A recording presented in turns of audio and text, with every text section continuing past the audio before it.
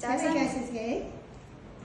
早晨太太，早晨先生，你好嗎？我想介紹自己，我叫Dwi Kusriani，我今年26歲，我孫未9，我結咗婚，我有一個仔5歲，我有試過做嘢喺馬來西亞4年照顧寶寶80歲，同妹妹5歲，同喺印尼5年照顧妹妹1歲。做正業 OK， 買餸、煮餸、洗衫、燙衫。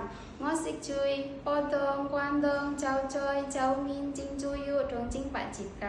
我想喺香港做嘢，揾多啲錢俾我過嚟返學。唔該太太，唔該先生，希望太太先生會跟我再見喺香港。